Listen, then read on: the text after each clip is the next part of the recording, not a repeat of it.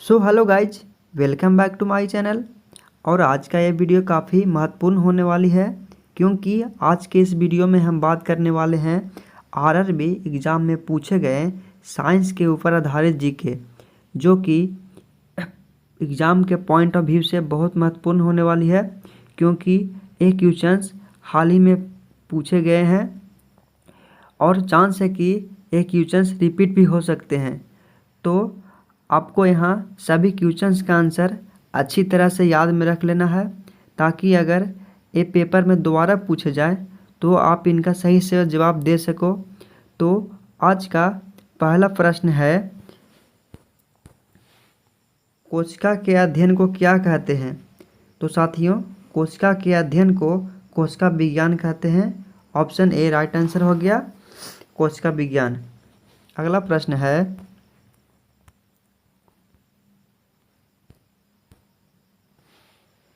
निम्नलिखित में से कौन सा जंतु ऊतक का एक प्रकार नहीं है? तो इनमें से विभज्योतिक ऊतक जंतु ऊतक का एक प्रकार नहीं है। ऑप्शन बी राइट आंसर होगा साथियों। अगला प्रश्न है, जल की कमी के कारण कोशिका भित्ति से दूर कोशिका के संकुचन की प्रक्रिया को हम क्या कहते हैं? तो जल की कमी के कारण कोशिका भित्ति से दूर कोशिका के संकुचन की प्रक्रिया को हम लोग जीव द्रव कुचन कहते हैं। ऑप्शन ए राइट आंसर होगा, जीव द्रव कुचन। अगला प्रश्न है, पादप कोशिका भित्ति किससे बनी होती है? तो पादप कोशिका भित्ति सेल्यूलोज की बनी होती है।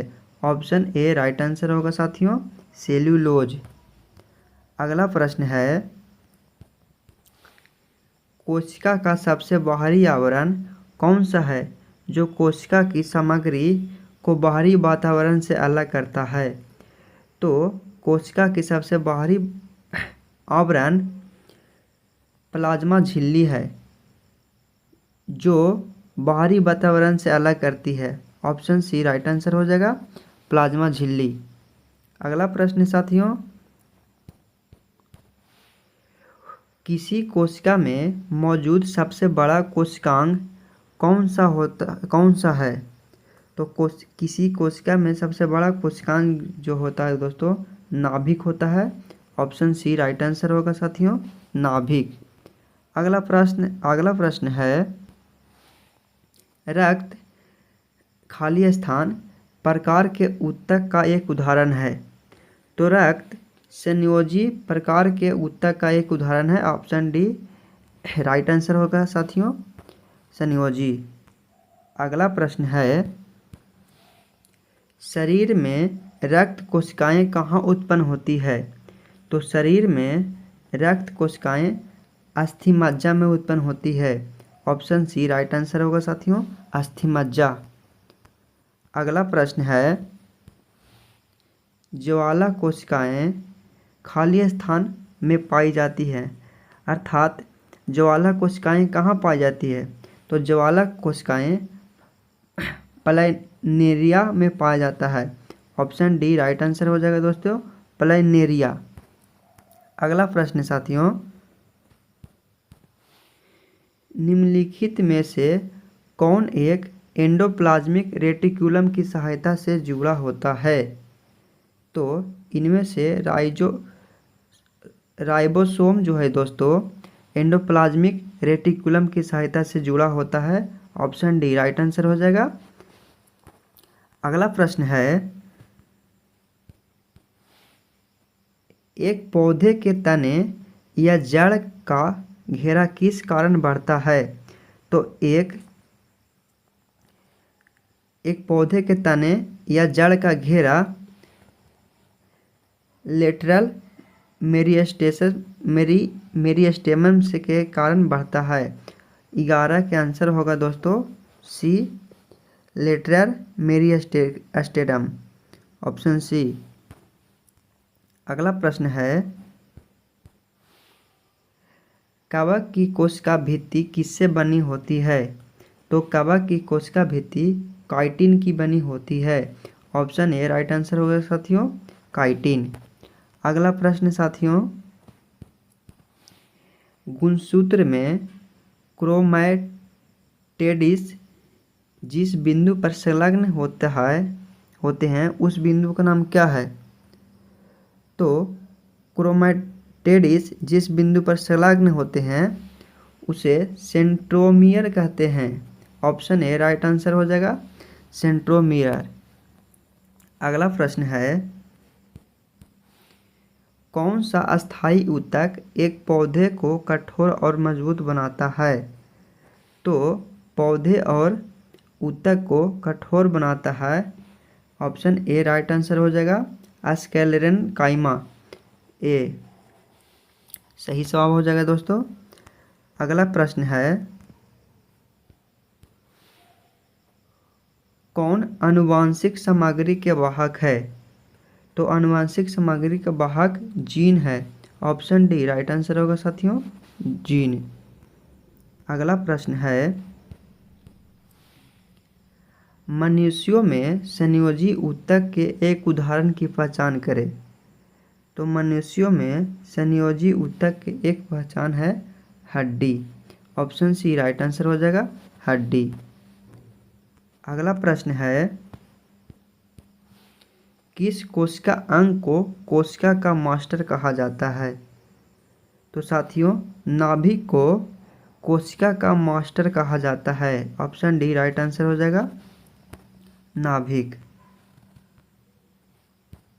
अगला प्रश्न है साथियों, खाली स्थान ऊतक रक्त वाहिका के व्यास को बदल देता है। तो मांसपेशी ऊतक रक्त वाहिका के व्यास को बदल देता है। अगर साथियों इस चैनल पर, मेरे चैनल यानी अनुज एग्ज़ाम स्टडी पर न्यू हो तो इन्हें ज़रूर सब्सक्राइब कर ले, ताकि इसी तरह का वीडियो आप देख सको। अगला प्रश्न है, कौन से ग्राही हमारे जीव पर विद्यमान होते हैं? तो ऊष्माग्राही हमारे जीव पर विद्यमान होते हैं। ऑप्शन बी राइट आंसर होगा दोस्तों, मिस्टेक से टाइप हो गया है, इसको नज़रअंदाज कीजिएगा। ऑप्शन बी राइट आंसर हो जाएगा, ऊष्माग्राही। अगला प्रश्न है,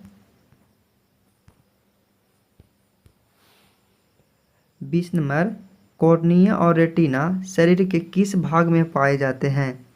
तो कॉर्निया और रेटिना शरीर के आँखों में पाए जाते हैं। ऑप्शन बी राइट आंसर होगा साथियों, आँखें। अगला प्रश्न है,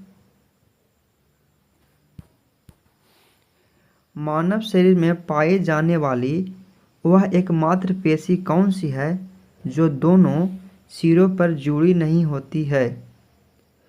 तो क्वेश्चन नंबर 21 का ऑप्शन हो जाएगा दोस्तों, ए जीव। जीव मानव शरीर में पाई जाने वाली वह मांसपेशी है जो दोनों सिरों पर जुड़ी नहीं होती है। ऑप्शन ए राइट आंसर हो जाएगा। अगला प्रश्न है, मानव कान के किस भाग में प्राप्ति ध्वनि के अनुसार कंपन होता है? तो मानव कान में कर्णपटही झिल्ली से प्राप्त ध्वनि के अनुसार कंपन होता है। ऑप्शन डी राइट आंसर हो जाएगा साथियों, कर्णपटही झिल्ली। अगला प्रश्न है, मानव शरीर का कौन सा अंग संतुलन बनाए रखने में मदद करता है? तो मानव शरीर का कान जो है साथियों संतुलन बनाए रखने में मदद करता है। ऑप्शन ए राइट आंसर हो जाएगा। अगला प्रश्न है, मानव कान के किस भाग में ध्वनि का 3 हड्डियों द्वारा प्रवर्धन होता है? तो मध्य कान में ध्वनि का 3 हड्डियों द्वारा प्रवर्धन होता है। ऑप्शन ए राइट आंसर हो जाएगा, मध्य कान। अगला प्रश्न है, इनमें से कौन सा वर्ग दर्शन से संबंधित नहीं है? तो साथियों शंकु कोशिकाएं वर्ग दर्शन से संबंधित नहीं है। ऑप्शन सी राइट आंसर हो जाएगा शंकु कोशिकाएं। अगला प्रश्न है, कौन सा अभिकर्मक स्थानीय या समान संवेदना हानि उत्पन्न करता है? तो निस्वेदक अभिकर्मक स्थानीय या समान संवेदना हानि उत्पन्न करता है। ऑप्शन डी राइट आंसर हो जाएगा साथियों, निस्वेदक। अगला प्रश्न है, काटी अंक का संबंध खाली स्थान से है, यानी काटी अंक का संबंध किससे है? तो काटी अंक का संबंध शून्य से है। ऑप्शन बी राइट आंसर होगा साथियों, शून्य। अगला प्रश्न साथियों,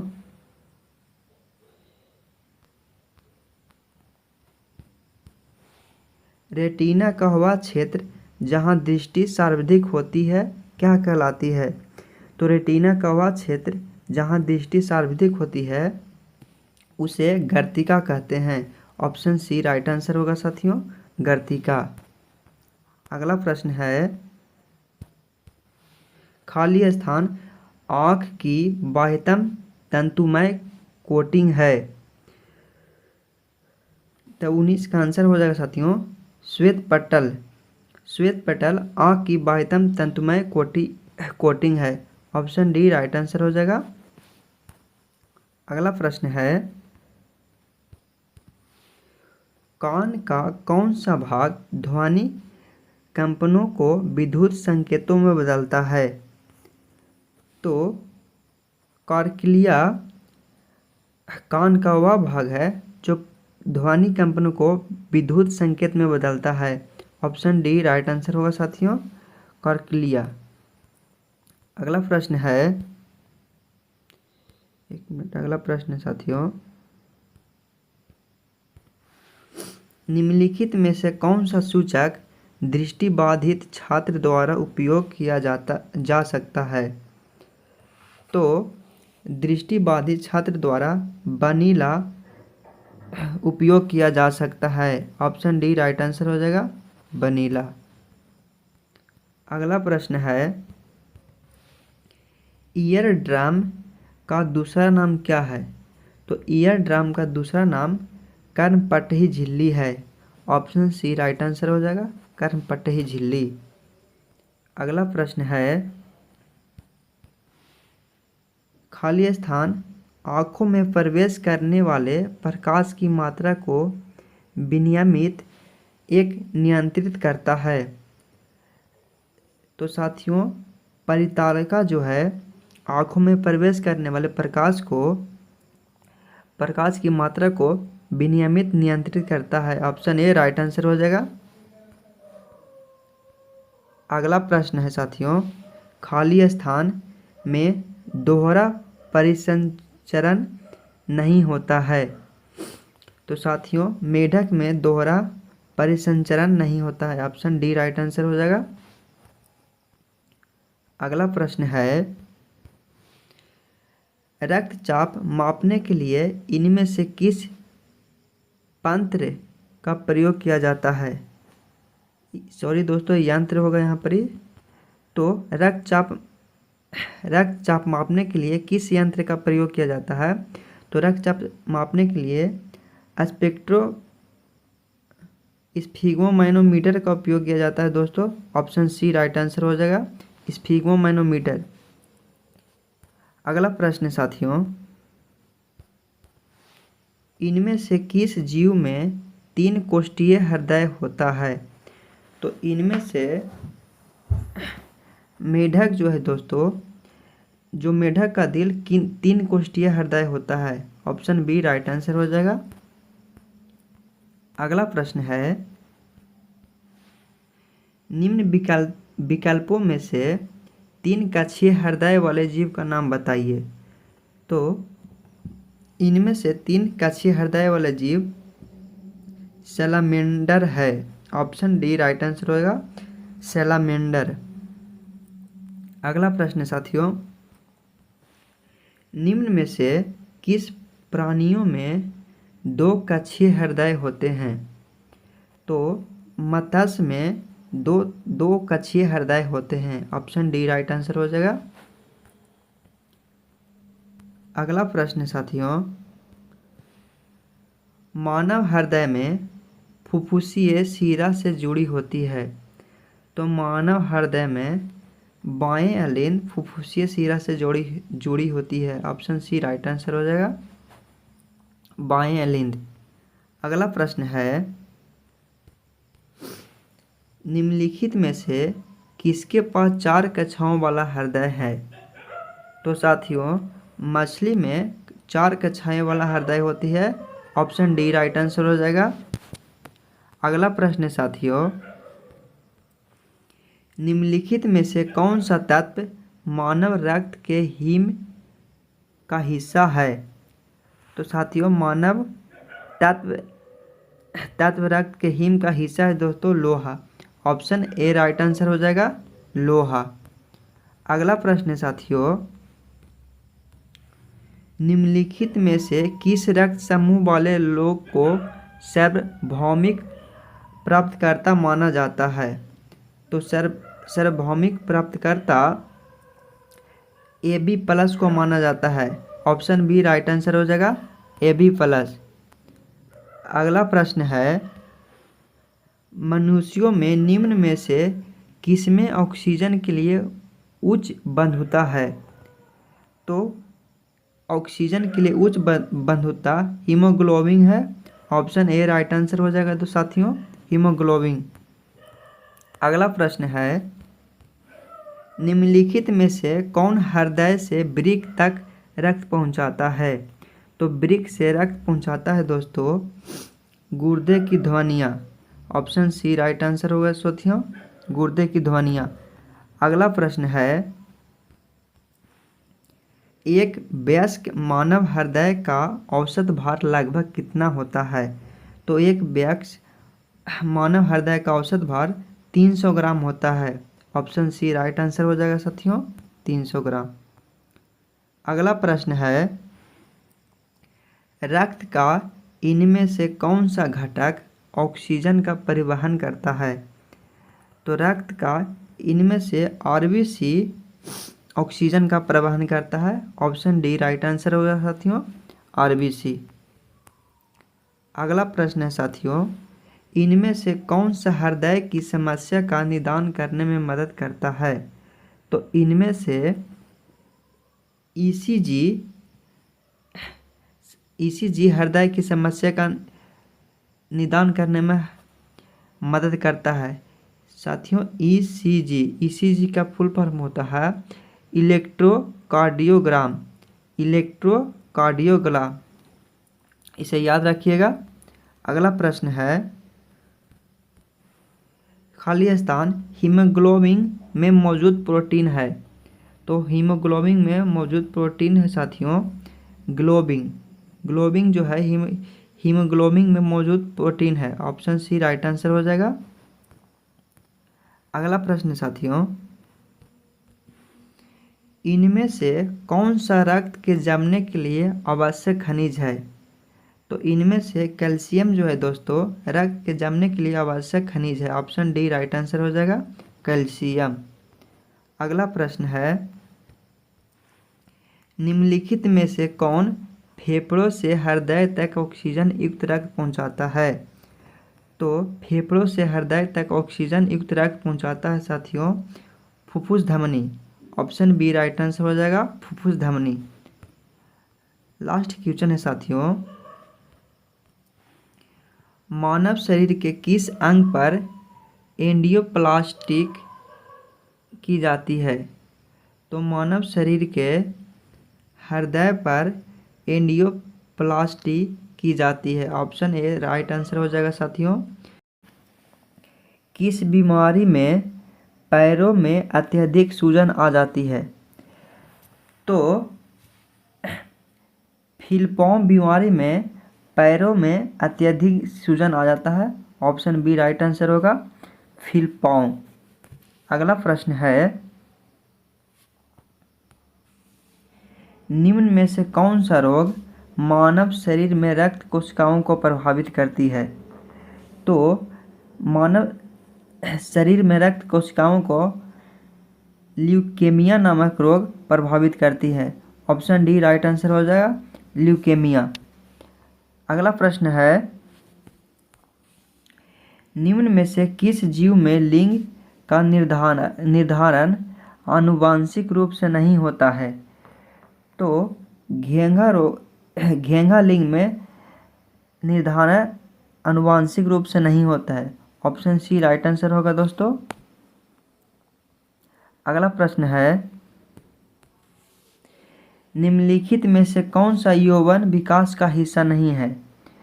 तो यौवन विकास का हिस्सा मोटापा नहीं है, बाकी मुहांसे होना, मासिक धर्म, आवाज़ परिवर्तन, ये सभी जो है दोस्तों यौवन विकास का हिस्सा है, पर मोटापा जो है यौवन विकास का हिस्सा नहीं है, इसलिए ऑप्शन ए राइट आंसर होगा। अगला प्रश्न है, जनन में मूल घटक क्या है? तो जनन में मूल घटक डीएनए की प्राकृतिक है, ऑप्शन बी राइट आंसर होगा, डीएनए की प्राकृतिक। अगला प्रश्न है, निम्नलिखित में से कौन सी एक प्रजनन कोशिका है? तो ऑप्शन सी राइट आंसर होगा, युग्मक। युग्मक जो है एक प्रजनन कोशिका नहीं है, ऑप्शन सी राइट आंसर होगा। अगला प्रश्न है, बच्चों का लिंग किससे निर्धारित होता है? तो बच्चों का लिंग गुणसूत्र से निर्धारित होता है, ऑप्शन डी राइट आंसर हो जाएगा, गुणसूत्र। अगला प्रश्न है, डीएनए अनुक्रम में जीन को चिन्हित करने की प्रक्रिया को क्या कहा जाता है? तो डीएनए अनुक्रम में जीन को चिन्हित करने की प्रक्रिया को एनोटेशन कहा जाता है, ऑप्शन सी राइट आंसर हो जाएगा, एनोटेशन। अगला प्रश्न है, चूहों में कितनी जोड़ी के गुणसूत्र होते हैं? तो चूहों में 21 जोड़ी का गुणसूत्र होते हैं, ऑप्शन सी राइट आंसर हो जाएगा दोस्त साथियों।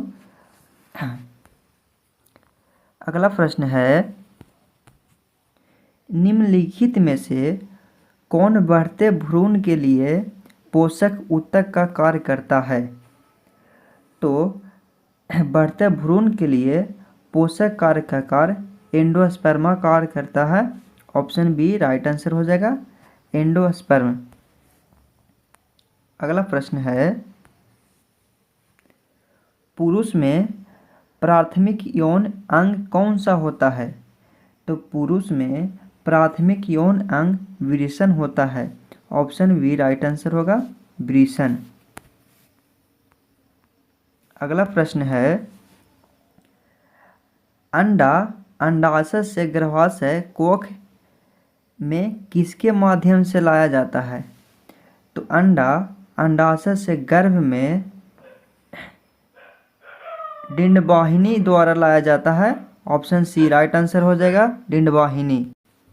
अगला प्रश्न है, गतिशील जीवाणु कोशिका को क्या कहा जाता है? तो गतिशील जीवाणु कोशिका को नर युग्मक कहा जाता है, ऑप्शन ए राइट आंसर हो जाएगा, नर युग्मक। अगला प्रश्न है, किस प्रकार के प्रजनन से अधिक विविधता उत्पन्न होती है? तो लैंगिक प्रजनन के अधिक विविधता उत्पन्न होती है, ऑप्शन ए राइट आंसर हो जाएगा, लैंगिक प्रजनन। अगला प्रश्न है, उस अंग का नाम बताइए जहां धूप विकसित होता है। सॉरी दोस्तों, यहाँ पर ही भ्रूण होगा, गलत टाइप हो गया है, भ्रूण विकसित होता है, तो ऑप्शन ए राइट आंसर हो जाएगा, गर्भाशय में भ्रूण विकसित होता है, ऑप्शन ए राइट आंसर हो जाएगा। अगला प्रश्न है, खाली स्थान कोशिका विभाजन से संबंधित है। तो कोशिका विभाजन से संबंधित साइटोकाइनिन है, ऑप्शन बी राइट आंसर हो जाएगा, साइटोकाइनिन। अगला प्रश्न है, मादाओं में अंडाणु उत्पादन की प्रक्रिया को क्या कहा जाता है? तो मादाओं में अंडाणु उत्पादन की प्रक्रिया को अंडजनन कहा जाता है। अंडजनन, ऑप्शन ए राइट आंसर हो जाएगा, अंडजनन। अगला प्रश्न है, महिलाओं में यौवन की शुरुआत किससे होती है? तो महिलाओं में यौवन की शुरुआत रजोदर्शन से होती है। ऑप्शन सी राइट आंसर हो जाएगा, रजोदर्शन। अगला प्रश्न है, निम्नलिखित में से कौन सा भाग पौधों में गैसीय विनिमय में सहायता होता है? तो क्वेश्चन नंबर 19 का आंसर हो जाएगा रंध्र। ऑप्शन ए राइट आंसर हो जाएगा, रंध्र, जो गैसीय विनिमय में सहायता देती है। अगला प्रश्न है, निम्नलिखित में से कौन सा प्रजनन करने के लिए विषाणुओं का उपयोग करता है? तो खमीर प्रजनन करने के लिए विषाणुओं का उपयोग करता है। ऑप्शन डी राइट आंसर हो जाएगा, खमीर। अगला प्रश्न है, पुष्प के किस जनन भागों में जनन कोशिकाएं होती है? तो पुष्प के पुंकेसर और स्त्रीकेसर भाग में जनन कोशिकाएं होती है। ऑप्शन ए राइट आंसर हो जाएगा, पुंकेसर और स्त्रीकेसर। अगला प्रश्न है, पुष्प का इनमें से कौन सा भाग निषेचन के बाद फल के रूप में विकसित होता है? तो पुष्प में अंडाशय निषेचन के बाद फल के रूप में विकसित होता है। ऑप्शन ए राइट आंसर हो जाएगा, अंडाशय। अगला प्रश्न है, मेंडल ने अपने प्रयोग में मटर के पौधों की निम्नलिखित में से किस विशेषता का उपयोग नहीं किया था? क्वेश्चन नंबर 23 का आंसर हो जाएगा ए, पत्तों की आकृति के लिए विशेषता का उपयोग नहीं किया था। ऑप्शन ए राइट आंसर हो जाएगा। अगला प्रश्न है, निम्नलिखित में से कौन से पौधे एक लिंगी पुष्प उत्पादन करते हैं? तो इनमें से तरबूजा और पपीता एक लिंगी पुष्प उत्पादन करते हैं। ऑप्शन बी राइट आंसर होगा। अगला प्रश्न है, पादपों में निषेचन के बाद बीजांड खाली स्थान में परिवर्तन हो जाता है। तो पादपों में निषेचन के बाद बीजांड जो है बीज में परिवर्तित हो जाता है। ऑप्शन बी राइट आंसर हो जाएगा, बीजांड। तो दोस्तों है, पौधों में ऊर्जा का मौलिक स्रोत क्या है? तो पौधों में ऊर्जा का मौलिक स्रोत सूर्य का प्रकाश है। Option number C right answer होगा। अगला प्रश्न है, उस वर्ण का नाम बताइए जो पौधों को हरा रंग देता है।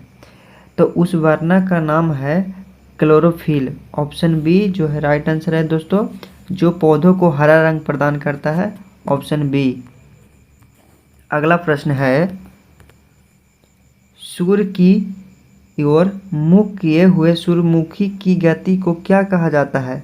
तो सूर्य की ओर मुख किए हुए सूर्यमुखी की गति को प्रकाशानुवर्तन कहते हैं। ऑप्शन सी राइट आंसर होगा दोस्तों। अगला प्रश्न है, निम्न में से क्या जाइलम वाहिकाओं को जलरोधी बनाता है? तो जाइलम वाहिकाओं को जलरोधी लिग्निन बनाता है। ऑप्शन सी राइट आंसर होगा, लिग्निन। अगला प्रश्न है, ग्लूकोज अणु अम्ल में टूटते हैं। तो ग्लूकोज अणु पायरुविक अम्ल में टूटते हैं। ऑप्शन ए राइट आंसर होगा, पायरुविक अम्ल। अगला प्रश्न है, कैक्टस कैक्टस जैसे मरुस्थलीय पौधों का कौन सा भाग प्रकाश संश्लेषण की प्रक्रिया करता है? तो कैक्टस जैसे मरुस्थलीय पौधे का तना प्रकाश संश्लेषण प्रक्रिया में भाग करता है। तो ऑप्शन बी राइट आंसर होगा, तना। अगला प्रश्न है, आंवला किस विटामिन का प्रचुर स्रोत है? तो आंवला विटामिन सी का प्रचुर स्रोत है। ऑप्शन बी राइट आंसर होगा, विटामिन सी। अगला प्रश्न है, निम्नलिखित में से कौन सा जीवाणु फलीदार पौधों की जड़ ग्रंथियों के निर्माण से संबंधित है? तो जड़ ग्रंथियों से संबंधित है। ऑप्शन सी राइट आंसर होगा, राइजोबियम। अगला प्रश्न है, निम्नलिखित में से कौन सा पोषक तत्व पौधों मिट्टी से प्राप्त करते हैं? तो पौधे मिट्टी से नाइट्रोजन तत्व प्राप्त करते हैं। ऑप्शन ए राइट आंसर होगा, नाइट्रोजन। अगला प्रश्न है, खाली स्थान विटामिन बी का सबसे समृद्ध स्रोत है। तो विटामिन बी का अनाज सबसे समृद्ध स्रोत है। ऑप्शन डी राइट आंसर होगा। अगला प्रश्न है, मिट्टी से जड़ों के रेशों में पानी की वजह से प्रवेश करता है। तो मिट्टी के जड़ों में प्रसारण द्वारा पानी प्रवेश करता है। ऑप्शन सी राइट आंसर होगा दोस्तों। अगला प्रश्न है, खाली स्थान अपने आप हवा से नाइट्रोजन का यौगीकरण कर सकता है। तो अपने आप हवा से नाइट्रोजन का यौगीकरण फलियां कर सकता है। ऑप्शन बी राइट आंसर होगा, फलियां। अगला प्रश्न है, निम्नलिखित में से कौन सा अघुलनशील आहारीय रेशों का एक उदाहरण है? तो इनमें से अघुलनशील सेल्यूलोज जो है आहारीय रेशों का उदाहरण है। ऑप्शन ए राइट आंसर होगा। अगला प्रश्न है, निम्नलिखित में से कौन सा पोषक तत्व केले में प्रचुर मात्रा में मौजूद होते हैं? तो केले में पोटेशियम प्रचुर मात्रा में मौजूद होता है। ऑप्शन ए राइट आंसर होगा, पोटेशियम। अगला क्वेश्चन है, एक मिनट दोस्तों। अगला क्वेश्चन है, हमारे आहार में मौजूद हरी और पीली सब्जियां ज़्यादातर हमें भोजन के रूप में कौन सा तत्व प्रदान करती है? तो हरी और पीली सब्जियां पोटेशियम ज़्यादातर प्रदान करती है। ऑप्शन डी राइट आंसर होगा, पोटेशियम। अगला प्रश्न है, इनमें से कौन सा एक सेप्रोटोप है? तो इनमें से कौन सा एक सेप्रोटोप है? तो ऑप्शन सी राइट आंसर होगा, कुकुरमुत्ता। ऑप्शन सी राइट आंसर होगा, कुकुरमुत्ता। अगला प्रश्न है, निम्नलिखित में से कौन सा एक परजीवी के रूप में पौधों से पोषण प्राप्त करता है? तो परजीवी के रूप में पौधों से पोषण प्राप्त अमरवेल पौधा करता है। ऑप्शन बी राइट आंसर होगा, अमरवेल। अगला प्रश्न है, निम्न में से कौन सा औषधीय पौधा रक्तचाप के उपचार के लिए सबसे अच्छी औषधियाँ है? तो रक्तचाप के लिए सबसे अच्छी औषधियाँ सर्पगंधा है। ऑप्शन ए राइट आंसर होगा, सर्पगंधा। अगला प्रश्न है, निम्न में से कौन सा यौन संक्रमण रोग का एक विषाणु के कारण होता है? तो एड्स जो है दोस्तों, यौन संक्रमण रोग एक विषाणु के कारण होता है। अगला प्रश्न है, औषधीय पौधे अर्जुन का उपयोग किस रोग के उपचार में किया जाता है? तो औषधीय पौधे अर्जुन का उपयोग उच्च रक्तचाप और कान के दर्द के लिए किया जाता है। ऑप्शन ए राइट आंसर होगा। अगला प्रश्न है, पराबैंगनी किरण के अत्यधिक संपर्क में आने से कौन सा रोग हो सकता है? तो पराबैंगनी किरण के अत्यधिक संपर्क में आने से त्वचा कैंसर होता है। ऑप्शन डी राइट आंसर होगा त्वचा कैंसर। अगला प्रश्न है, निम्नलिखित में से कौन सा यौन संचारित रोग विषाणु के कारण होते हैं? तो इनमें से इसका आंसर होगा मस्सा। ऑप्शन ए राइट आंसर होगा मस्सा। अगला प्रश्न है, जननांगी हर्पीस संक्रमण किसके कारण होता है? तो जननांगी हर्पीस संक्रमण विषाणु के कारण होता है। ऑप्शन बी राइट आंसर होगा विषाणु। अगला प्रश्न है, निम्नलिखित विकल्पों में से HIV संक्रमित होने से बचने का सर्वोत्तम उपाय कौन सा है? तो इनमें से सबसे सर्वोत्तम उपाय केवल एक ही ज्ञात स्वस्थ व्यक्ति के साथ ही यौन क्रिया करने तक सीमित रहना। ऑप्शन डी राइट आंसर होगा। अगला प्रश्न है, इनमें से कौन सा बेरी का एक लक्षण है? तो इनमें से कमजोर पेशियां और निम्न ऊर्जा बेरी होने का लक्षण है। ऑप्शन डी राइट आंसर होगा। अगला प्रश्न है, डेंगू किसके कारण होता है? तो डेंगू वायरस के कारण होता है। ऑप्शन सी राइट आंसर होगा। अगला प्रश्न है, टेटनस तंत्र की एक गंभीर बीमारी है जो कि विष उत्पादक के कारण होती है। तो 27 का आंसर हो जाएगा दोस्तों जीवाणु। ऑप्शन डी हो जाएगा दोस्तों जीवाणु राइट आंसर। अगला प्रश्न है, निम्नलिखित में से कौन सा रोग विषाणु से होता है? तो विषाणु से होने वाला रोग चिकन पॉक्स है। ऑप्शन बी राइट आंसर होगा चिकन पॉक्स। अगला प्रश्न है, सेब से संबंधित रोग को किस नाम से जाना जाता है? तो सेब से संबंधित रोग को फायर ब्लास्ट के नाम से जाना जाता है। ऑप्शन सी राइट आंसर होगा फायर ब्लास्ट। अगला प्रश्न है, निम्नलिखित में से कौन सा मानव रोग जीवाणु के कारण होते हैं? तो मानव रोग जीवाणु के कारण होते हैं typhoid. Option A right answer होगा टाइफाइड। अगला प्रश्न है,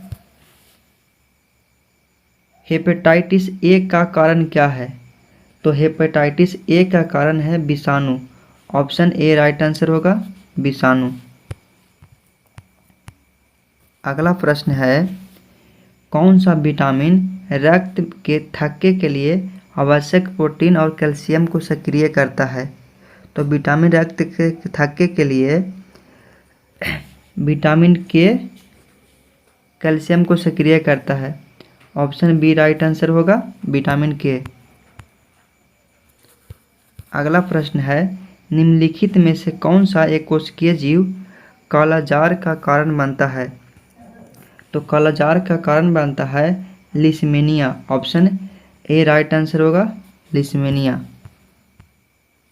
अगला प्रश्न है, बर्ड फ्लू का कारण क्या है? तो बर्ड फ्लू का कारण है H5N1 virus. H5N1 virus. Option A right answer होगा। अगला प्रश्न है, निम्नलिखित में से किसकी कमी के कारण बंधनता और खराब दृष्टि होती है? तो विटामिन ए की कमी के कारण खराब दृष्टि और बंधनता होती है। ऑप्शन ए राइट आंसर होगा विटामिन ए। अगला प्रश्न है, निम्नलिखित में से कौन सा रोग और उसके कारक जीव के संबंध में गलत है? तो इसमें जो है दोस्तों हैजा इन्फ्लुएंजा के कारण नहीं होता है, ब्रिकियो कलोरी के कारण होता है। ऑप्शन ए गलत ऑप्शन है। तो इस तरह से ये सही हो जाएगा। जो हैजा है ब्रिकियो कलोरी के कारण होता है, लेकिन इसमें लिखा हुआ है हैजा इन्फ्लुएंजा के कारण होता है, जो कि गलत है। इसलिए ऑप्शन ए राइट आंसर हो जाएगा। नेक्स्ट प्रश्न है, निम्नलिखित में से कौन मलेरिया परजीवी है? तो मलेरिया परजीवी प्लाज्मोडियम है। ऑप्शन बी राइट आंसर होगा, प्लाज्मोडियम।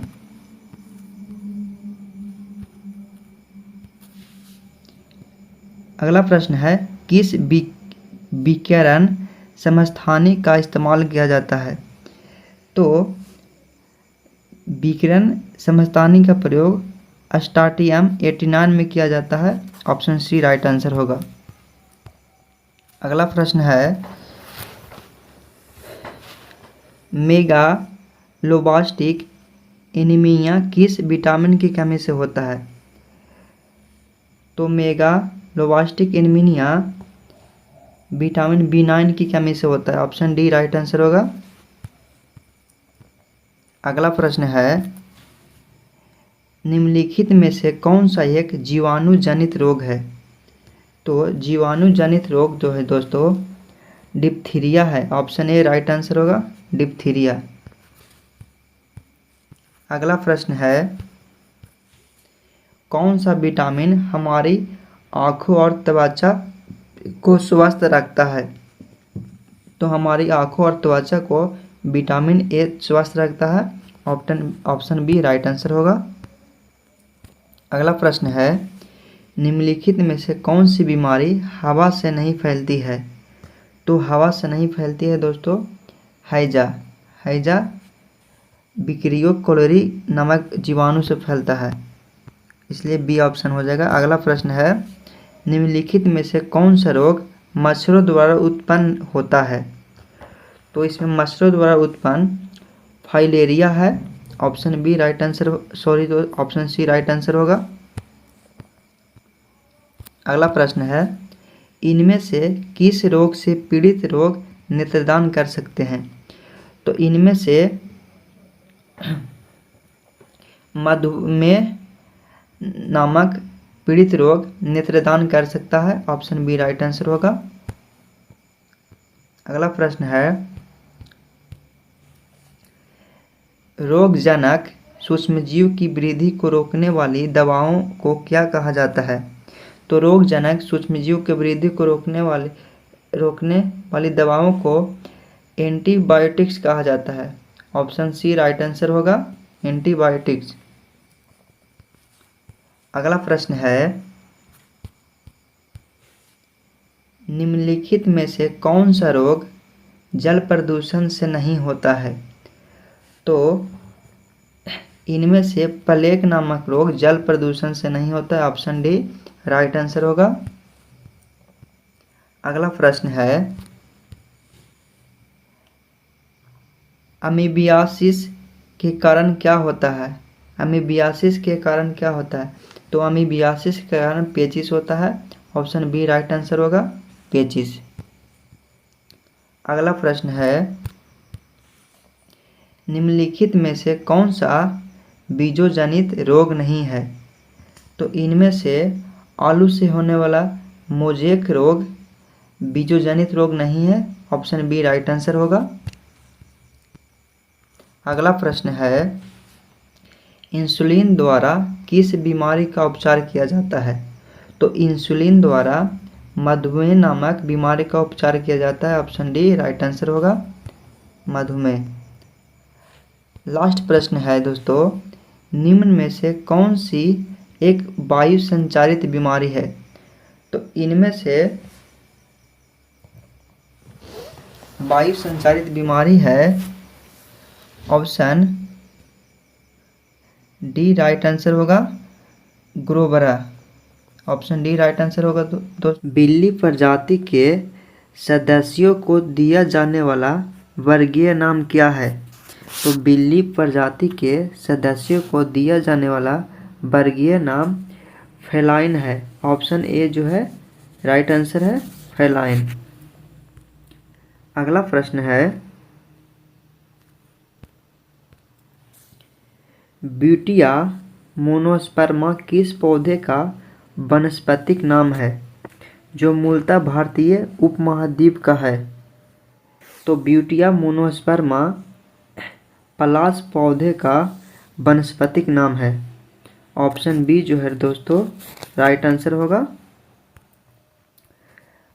अगला प्रश्न है, भारत के राष्ट्रीय पक्षी भारतीय मोर का वैज्ञानिक नाम क्या है? तो भारत के राष्ट्रीय पक्षी मोर का वैज्ञानिक नाम पावो क्रिस्टेटस है। ऑप्शन डी जो है राइट आंसर होगा, पावो क्रिस्टेटस। अगला प्रश्न है, जीवों में प्रोटीन निर्माण के लिए सूचना स्रोत क्या है? तो जीवों में प्रोटीन निर्माण के लिए डीएनए सूचना स्रोत है। ऑप्शन सी जो है राइट आंसर होगा, डीएनए। अगला प्रश्न है, इनमें से किस भोजन को बॉडी बिल्डिंग कहा जाता है? तो इनमें से किस भोजन को बॉडी बिल्डिंग कहा जाता है? तो ऑप्शन बी जो होगा इसका साथियों राइट आंसर होगा। प्रोटीन से भरपूर भोजन को बॉडी बिल्डिंग भोजन कहा जाता है। ऑप्शन बी जो है राइट आंसर होगा। अगला प्रश्न है, बरगद के पेड़ का वानस्पतिक नाम क्या है?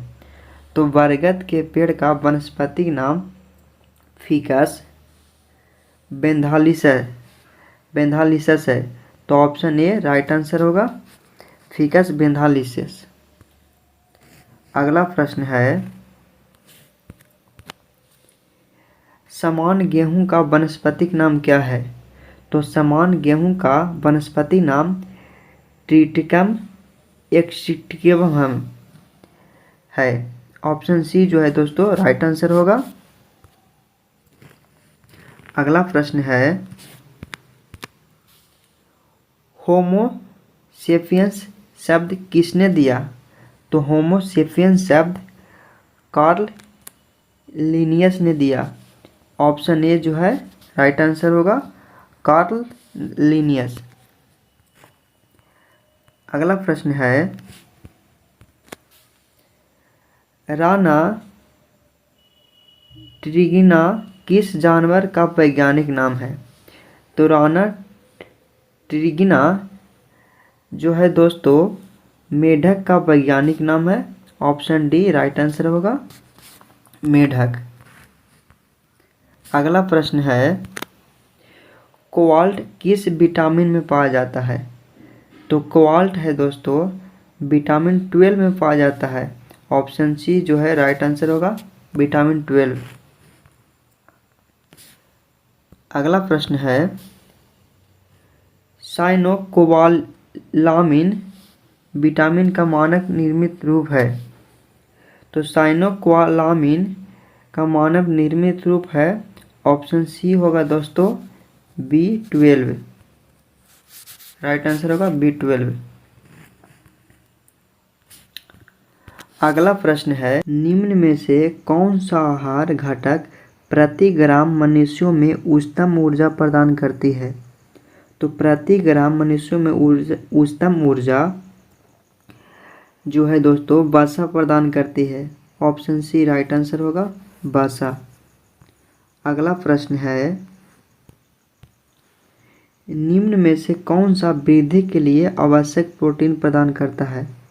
तो वृद्धि के लिए आवश्यक प्रोटीन जो है दोस्तों दाल प्रदान करता है। ऑप्शन बी राइट आंसर होगा, दाल। अगला प्रश्न है, निम्नलिखित में से कौन सा विषमपोषी जीव है? तो विषमपोषी जीव इनमें से वाघ विषमपोषी जीव है। ऑप्शन डी राइट आंसर होगा, वाघ। अगला प्रश्न है, स्वपोषी अपने भोजन का संग्रह किसके रूप में करते हैं? तो स्वपोषी अपने भोजन का संग्रह स्टार्च के रूप में करते हैं। ऑप्शन सी राइट आंसर होगा, स्टार्च। अगला प्रश्न है, भ्रूण को मां के रक्त से एक विशेष ऊतक की सहायता से पोषण मिलता है जिसे कहते हैं, तो उसे जो है दोस्तों गर्भानल कहते हैं। ऑप्शन बी राइट आंसर होगा, गर्भानल। अगला प्रश्न है, बीटा कैरोटीन को शरीर द्वारा किससे परिवर्तित किया जाता है? तो बीटा कैरोटीन को शरीर द्वारा विटामिन ए में परिवर्तित किया जाता है। ऑप्शन सी राइट आंसर होगा, विटामिन ए। अगला प्रश्न है, मछली के लीवर आयन में किस विटामिन की प्रचुर मात्रा होती है? तो मछली के लीवर आयन में विटामिन डी और विटामिन ए दोनों की प्रचुर मात्रा होती है। ऑप्शन बी राइट आंसर होगा। अगला प्रश्न है,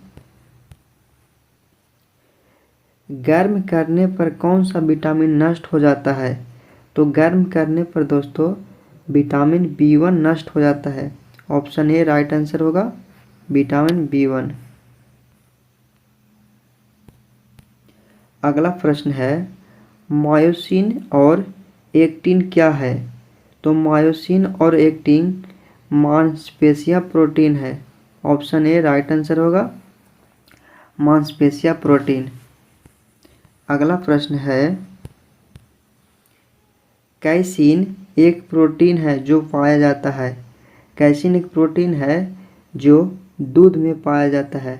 ऑप्शन डी राइट आंसर होगा, दूध। अगला प्रश्न है, नीचे सूचीबद्ध खाद्य पदार्थों में से विटामिन सी का सबसे प्रचुर स्रोत कौन सा है? तो इनमें से विटामिन सी का सबसे प्रचुर स्रोत खट्टे फल है। ऑप्शन बी राइट आंसर होगा। अगला प्रश्न है, खाली जगह बालों का मुख्य संरचनात्मक पदार्थ है। तो केराटिन बालों का मुख्य संरचनात्मक पदार्थ है। ऑप्शन बी राइट आंसर होगा, केराटिन। अगला प्रश्न है, विटामिन के प्राकृतिक रूप से किसमें पाए जाने वाले जीवाणुओं द्वारा निर्मित होता है? तो 24 का आंसर होगा दोस्तों डी राइट आंसर होगा, डी आंत। 25 नंबर क्वेश्चन है, निम्नलिखित में से किस खाद्य पदार्थ में आयरन प्रचुर मात्रा में पाया जाता है? तो इनमें से मक्खन में आयरन प्रचुर मात्रा में पाया जाता है। ऑप्शन सी राइट आंसर होगा। अगला प्रश्न है, पौधों को ऊर्जा की कम आवश्यकता क्यों होती है? तो पौधों की ऊर्जा की कम आवश्यकता इसलिए होती है क्योंकि उनमें अत्यधिक मृत कोशिकाएं पाई जाती है। ऑप्शन डी राइट आंसर होगा, मृत कोशिकाएं वाला। अगला प्रश्न है, स्वयंपोषी पोषण के लिए निम्न में से किसकी आवश्यकता नहीं होती है? तो स्वयंपोषण के लिए ऑक्सीजन की आवश्यकता नहीं होती है। ऑप्शन बी राइट आंसर होगा, ऑक्सीजन। अगला प्रश्न है, पादपों की कार्बन और ऊर्जा आवश्यकताओं की पूर्ति इनमें से किस प्रक्रिया द्वारा होती है? तो पादपों की कार्बन और ऊर्जा की आवश्यकता प्रकाश संश्लेषण प्रक्रिया द्वारा होती है। ऑप्शन डी राइट आंसर होगा। अगला प्रश्न है, भोजन के संग्रह के लिए जाइलम की कौन सी कोशिकाएं उत्तरदायी है? तो जाइलम के संग्रह के लिए पैरेकाइमा कोशिका उत्तरदायी है।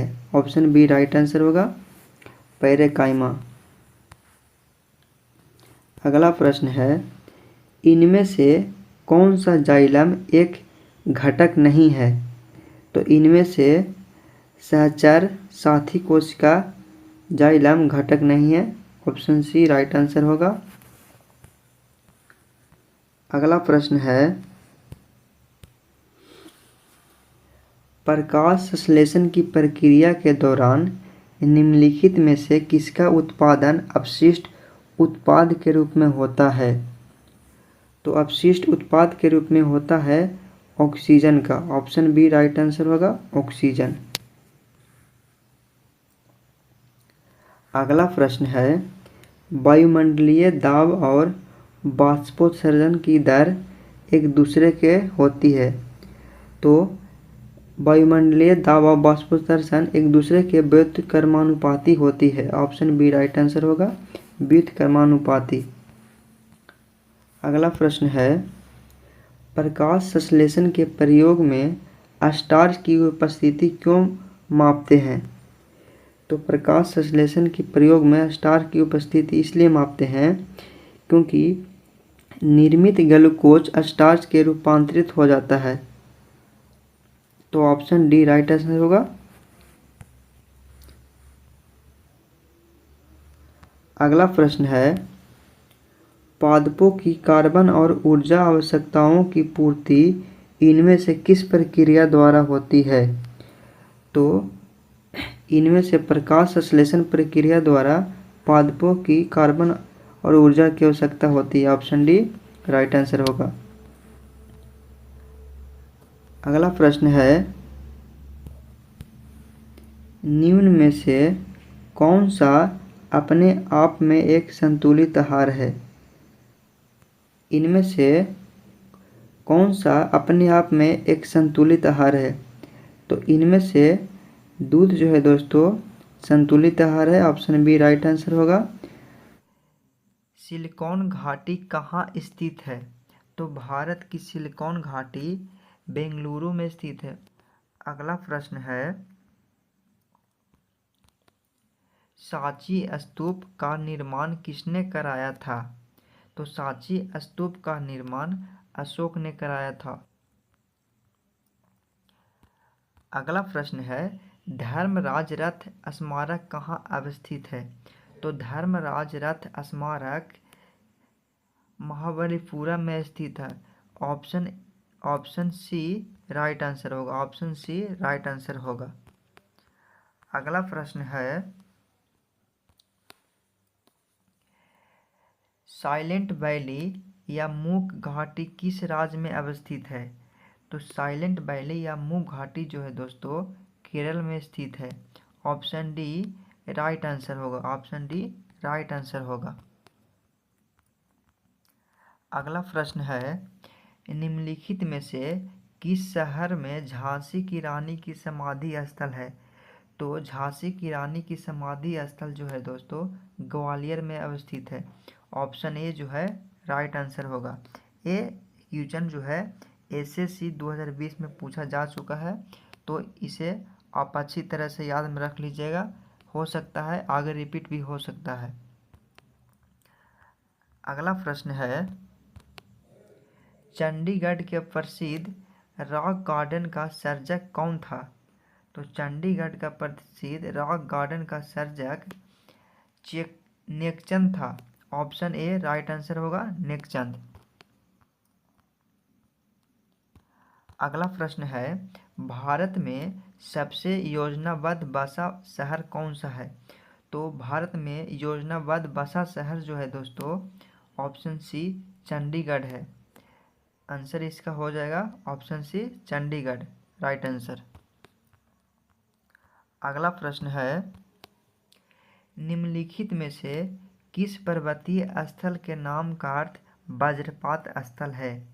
तो क्वेश्चन नंबर 8 का आंसर हो जाएगा ए दार्जिलिंग। दार्जिलिंग पर्वत स्थल का नाम का अर्थ वज्रपात स्थल है। अगला प्रश्न है, निम्नलिखित में से किसे पहले द लेडीज बिलिंगडन पार्क के रूप में माना जाता था? तो 9 का आंसर हो जाएगा दोस्तों बी लोधी गार्डनर्स को। ऑप्शन बी जो है राइट आंसर होगा, लोधी गार्डनर्स को। अगला प्रश्न है, राधा कृष्ण मिशन की स्थापना किसने की थी? सॉरी दोस्तों, रामकृष्ण मिशन की स्थापना किसने की थी? तो रामकृष्ण मिशन की स्थापना ए विवेकानंद ने किया था। ये VVI क्वेश्चन है दोस्तों, क्योंकि देखिए ये 2011 और 2014 में पूछा जा चुका है और हो सकता है आगे भी रिपीट हो जाए। सो इसलिए आप इसका आंसर सही से याद में रख लीजिएगा। आगे अगला प्रश्न है, श्री अरबिंदो आश्रम स्थित है। तो श्री अरबिंदो आश्रम जो है दोस्तों, एक मिनट, श्री अरबिंदो आश्रम जो है दोस्तों पांडुचेरी में स्थित है। ऑप्शन डी जो है सही जवाब होगा, पांडुचेरी। अगला प्रश्न है, स्टैचू ऑफ यूनिटी का संबंध किससे है। तो स्टैचू ऑफ यूनिटी का संबंध जो है दोस्तों वल्लभ भाई पटेल से है। इनका स्मारक जो है स्टैचू ऑफ यूनिटी के नाम से जाना जाता है। ये जो है राइट आंसर होगा। अगला प्रश्न है, झारखंड का शिमला किसे कहा जाता है। तो झारखंड का शिमला रांची को कहा जाता है। ऑप्शन डी राइट आंसर होगा।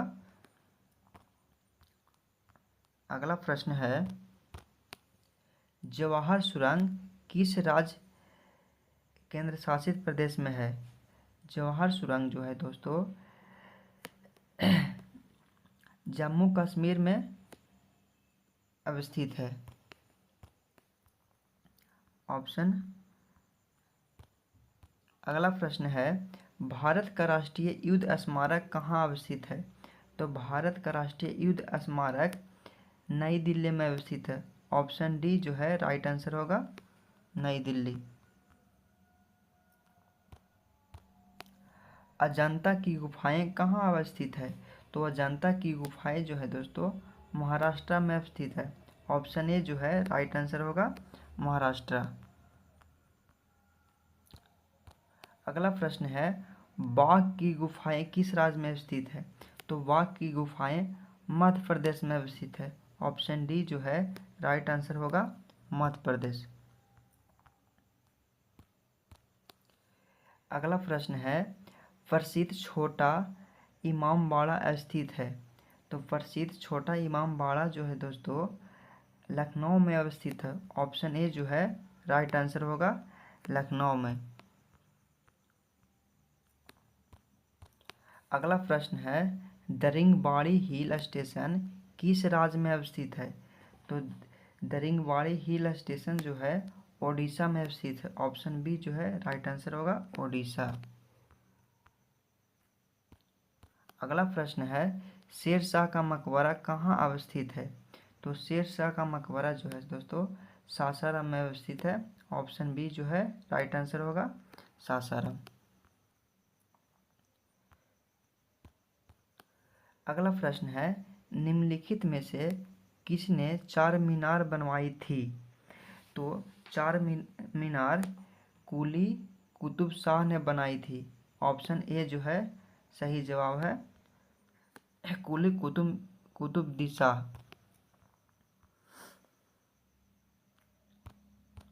अगला प्रश्न है, बुद्ध को प्रबोध कहाँ प्राप्त हुआ था। तो बुद्ध को प्रबोध बोधगया में प्राप्त हुआ था।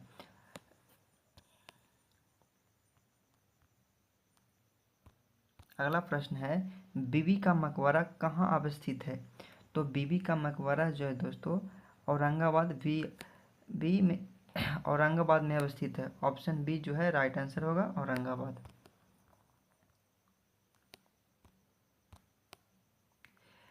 अगला प्रश्न है, प्रसिद्ध गोल गुंबज किस जिले में है।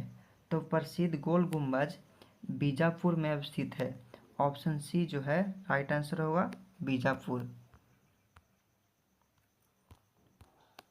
अगला प्रश्न है, भारत के दक्षिणी छोर को क्या कहा जाता है। तो भारत के दक्षिणी छोर को इंदिरा पॉइंट कहा जाता है। ऑप्शन बी जो है राइट आंसर होगा, इंदिरा पॉइंट। अगला प्रश्न है, इंदिरा पॉइंट स्थित है और पूछ दिया इंदिरा पॉइंट कहाँ अवस्थित है। तो इंदिरा पॉइंट जो है अंडमान निकोबार द्वीप समूह में अवस्थित है। ऑप्शन बी राइट आंसर होगा, अंडमान निकोबार में। अगला प्रश्न है, भारत का सबसे पुराना स्मारक है। तो भारत का सबसे पुराना स्मारक अजंता की गुफाएं हैं। ऑप्शन डी राइट आंसर होगा, अजंता की गुफाएं। अगला प्रश्न है, विक्रम भाई साराभाई अंतरिक्ष केंद्र कहाँ स्थित है। तो विक्रम भाई साराभाई अंतरिक्ष केंद्र त्रिवेंद्रम में स्थित है।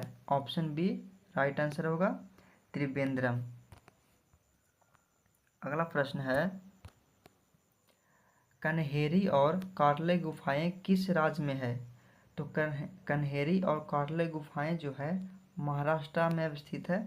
ऑप्शन सी जो है राइट आंसर होगा, महाराष्ट्र। अगला प्रश्न है, कुतुब मीनार कहाँ अवस्थित है? तो कुतुब मीनार नई दिल्ली में स्थित है। ऑप्शन सी राइट आंसर होगा, दिल्ली। अगला प्रश्न है, माथेरन नामक हिल स्टेशन कहाँ स्थित है? तो माथेरन नामक हिल स्टेशन महाराष्ट्र में स्थित है। ऑप्शन डी सही जवाब होगा। अगला प्रश्न है, निम्नलिखित में से कौन सा मध्य प्रदेश का एक विरासत स्थल है? तो मध्य प्रदेश का विरासत स्थल भीमबेटका है। ऑप्शन ए जो है सही जवाब है, भीमबेटका। अगला प्रश्न है, गोलकुंडा किला कहाँ अवस्थित है? गोलकुंडा किला जो है दोस्तों अहमदाबाद में स्थित है। ऑप्शन ए सही जवाब होगा, अहमदाबाद। अगला प्रश्न है, बेलूर मठ अवस्थित है? तो बेलूर मठ जो है दोस्तों कोलकाता में स्थित है। ऑप्शन ए राइट आंसर होगा, कोलकाता। अगला प्रश्न है, प्रिंस ऑफ वेल्स म्यूजियम कहाँ स्थित है? तो प्रिंस ऑफ वेल्स म्यूजियम जो मुंबई में स्थित है। ऑप्शन सी राइट आंसर होगा। दोस्तों अगर ये वीडियो अच्छी लगी हो तो मेरे चैनल अनुज एग्जाम स्टडी को सब्सक्राइब कर ले, ताकि वीडियो का नोटिफिकेशन आप तक सबसे पहले पहुंचे और मुझे भी मोटिवेशन मिले। तो वीडियो देखने के लिए दिल से धन्यवाद। जय हिंद, जय भारत। फिर अगला वीडियो में मिलते हैं दोस्तों। Bye bye.